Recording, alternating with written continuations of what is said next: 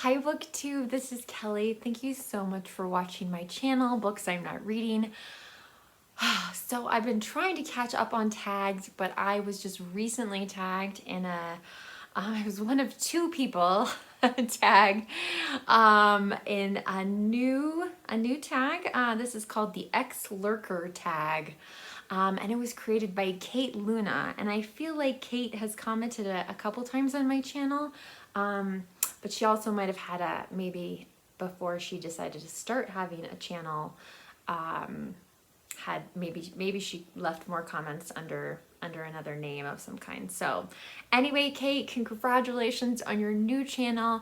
It's always really cool when I think new booktubers create original tags out of the gate. So I think that's really exciting. Anyway, so Ex-Lurker. So I really think a lot of the people watching my channel either don't have channels themselves or are small booktubers, and that's fantastic. It's wonderful. So for this particular tag though, I really want to encourage those of you who don't have your own channels to please let me know your thoughts to the answers of some of these questions. You can leave them in the comments section down below. You can friend me on Goodreads, which is also listed down below, and leave me a message there, or you can send me a message on Instagram. So lots of ways to privately share your thoughts with me about why you haven't started a channel, or are you thinking about starting a channel? Maybe you have some questions about that. I really like this tag because I'm hoping it's going to reach some of you who are maybe contemplating making your own channel, or even just starting to leave comments on videos. Like, that's really, really exciting to me. So question number one. What had been stopping you or is stopping you from leaving comments or starting a booktube channel? So I'm a little bit unusual in this aspect. I was not very familiar with booktube when I started my channel, and I may have not left a single comment before I started my channel. Mainly it was one of those things. Jason was, my husband was listening to it or watching booktube so much, and I could tell that he was just really falling in love with this booktube community, and he was leaving comments and was just really excited, and I thought it would be a good thing for us to kind of share together, and it has. It's been great. But yeah, my first video, I just basically talked about loving Pride and Prejudice by Jane Austen, and yeah, it was very small and not anything impressive at all. And then I think I did the booktube newbie tag after that. So yeah, so I admit I mainly started it as a way to share booktube with my husband, but it's been such like, it's brought me so much joy getting to know some of you and building friendships with you guys. So I'm so grateful for that. Question two, you've already left a bunch or a million of comments under booktubers videos. Do you remember the very first comments you've left? Did you get any reply?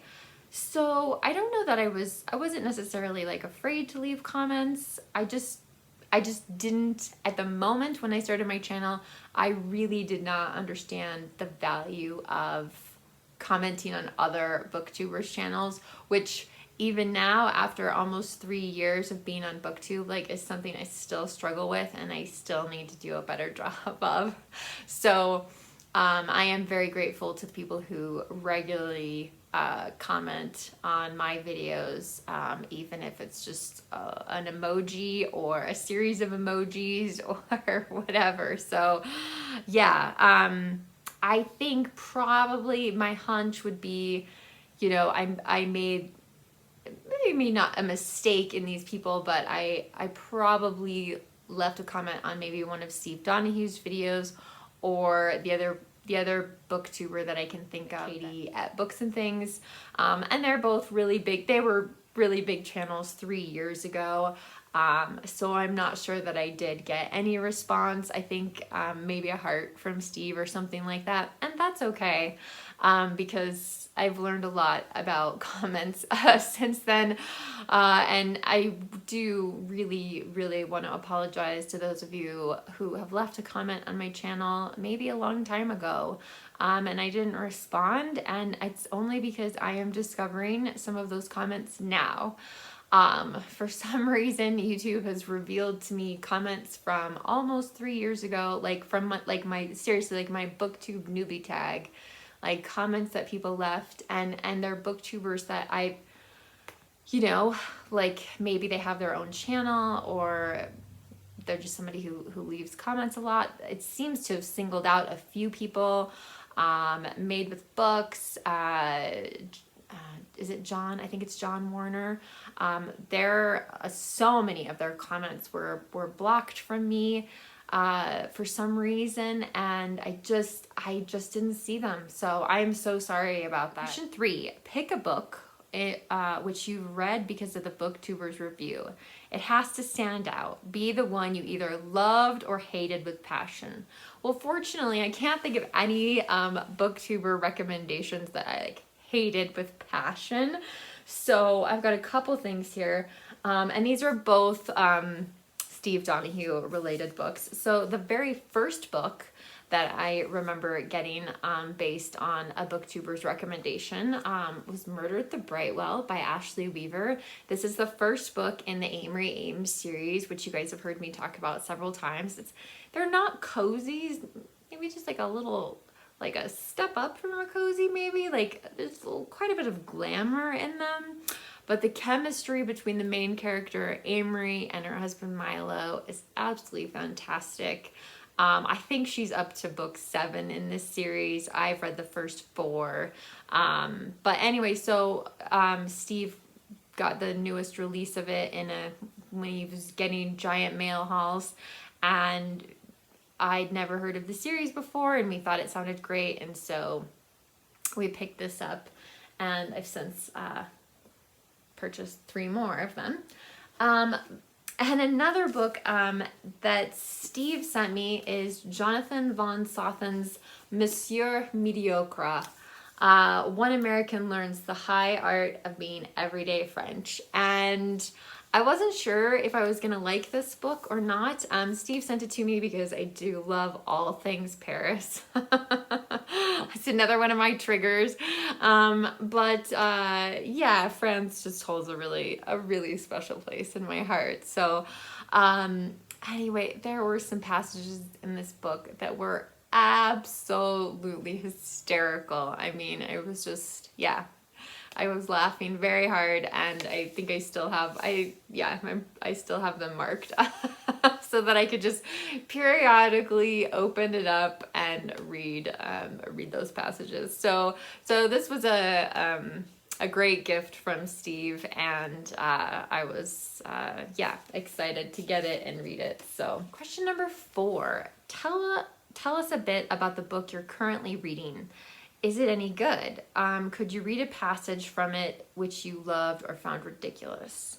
So I'm actually reading Brideshead Revisited by Evelyn Waugh.